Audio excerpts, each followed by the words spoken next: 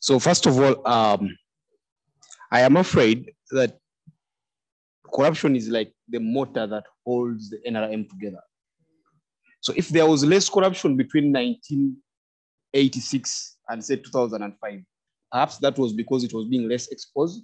People were still under the euphoria that we have a new government and they were trying to work hard to ensure that it succeeds. Or perhaps because there was less to steal.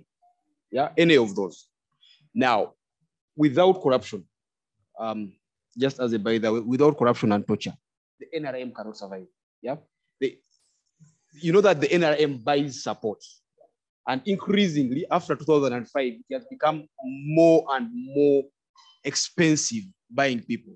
So the NRM, I like calling it the NRA. The NRA will always buy people, and it will buy them corruptly because it will use money that is meant for doing other things. When you look at the budget that is passed nowadays, all the money that goes to, that is termed as classified budget, that should be worrying us. Yeah, it's classified mainly not because it is going to health, but always because it is going to the army, where the president is the commander-in-chief. Well, sometimes corruption happens right within our eyes. You see it, but you can't say that is corruption because even when it happens there, it is covered, it is given a good name. In the Bible, there's a story where Jesus says, you can see a corpse, you can see a grave that is well painted, and you're like, wow, that looks a very nice grave. Doesn't change the fact that what is in there is rotting. Yeah, that is the reality of the NRM. So for as long as the NRM stays in power, just expect more corruption because they will need to buy people more and more. They will need to break the bank each time. Yeah. So towards the elections, they'll buy cars for these musicians instead of building hospitals. They'll all of a sudden they're appointing everyone a presidential advisor because they're buying their loyalty, and that is corruption in and of itself. When they talk of corruption, most times we think of people stealing money physically. It's not that is not corruption. That is corruption, but this too is corruption. Rigging elections, all those are signs of corruption that we discuss. Now, to the kind of corruption that the professor is talking about, he shows you how the NRA, despite trying hard, because it shows you that perhaps there was a will at some point to fight these things.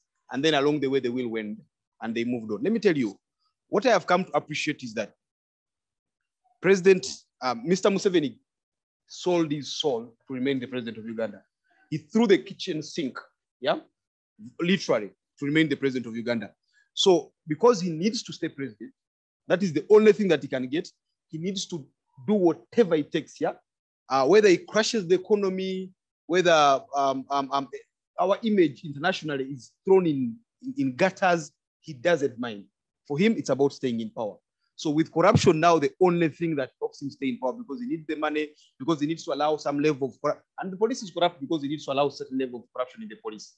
Under Mobutu, when Mobutu was president in Zaire, there was an article, I think it was Article 95 of the Constitution. It was not written, but everyone knew it. Because when the soldiers were demanding for more pay, he always told them that you have guns. So the police more or less in Uganda feel like, even when they are paid little, yeah, it's a privilege being a police officer because you can always stop a border man, find a problem with him, instead of taking him to court, or in fact, you may not even have a problem. You can create one because most of them don't know the law. You can scare them and say, oh, you've not done this, you're doing that, and then give me 20,000, give me 50,000. That money is what keeps the policeman going. That money is the one that through which he affords school fees because his salary is very minimal. Yeah. Yeah, it's also laughable that we pay everybody else a lot. We pay Jennifer a lot of money, pay the Bank of Uganda government a lot of money, and all this because we don't want them to be corrupt. But the men with the guns are paid peanuts, because, and somehow we think that it's okay to pay them the peanuts and they will do the work miraculously. And also related to that, you hear cases of police officers hiring out their guns. I'm not making up this. This has been the media, hiring up their guns to criminals to go and use them and make money. So all these things are signs of a failed system. When a system that is crashing under its own weight. So they are deliberate. They are not by mistake. I see my friends saying that the NRM should go back to its ways. The NRM ways have always been corruption. There have not been a different way. If it is more now, it is more now because we are seeing it more. You understand?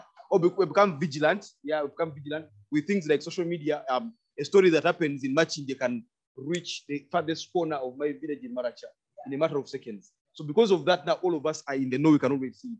And I think it's upon Ugandans to act up. Ugandans, this is our country. Yeah. Ivan Bowe started well, and they said all these problems started from the early days of the NRA. But for me, I want to believe that these problems actually didn't even start there. The problem started from as far back as 1894, when Uganda was colonized. We were pushed, understand it, and the system was created that benefited those at the top. At that time, it was the British who were benefiting from the system.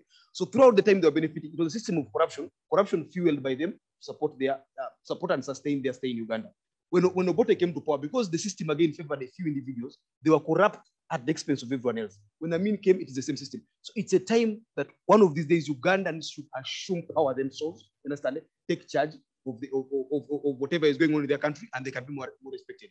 Even by African standards, the corruption in Uganda is very unacceptable. Okay, now as young people, do we have a robust brand? Because you see young people are raising up, fighting the same vices. Yes, it's important that we give credit to whoever is fighting the mess in whichever way they are doing. Yeah, people tend to say that you're all on social media and what. When someone does it on social media, that is okay. Maybe that's what they can do that way. We need to first encourage them, but we need to also tell the young people to become more vigilant. We need to wake up. We need to get to the reality of these things. Don't sit down. If a man has lived, Uganda's life expectancy last time I checked, it's about 63. It's about it should be there somewhere in the 60s. Eh? So if a man has lived to about 75, he has really lived, yeah, very, very long compared to Ugandan standards. So if a young person of 25, 30, you shouldn't let these guys mess up this country for you. Always take up the steps and always ensure that you do whatever you can to make this country better. Because you have a bigger stake in this country. Normally speaking, young people live longer than old people. I'm not saying that old people always die fast. Yeah, old people sometimes live longer than the younger. Parents have sometimes buried their children, but in African society, we say that is the wrong thing. Yeah, should be the other way around. The children should normally bury the parents. So, yeah, so it should always be the other way around. So the younger people have a bigger stake in this country. When you see these things happening, when they eat your money, when they eat the money that is meant to fund kids at Makerere, and then we all look on and say, oh, that's a problem, Makerere. No, tomorrow we are going to be together, and these things are going to affect us all, because at the end of the day, Uganda is for us all. We don't want to have a minister tomorrow who is corrupt because someone ate the money that should have facilitated lecturers at Makerere, which compounds the problem.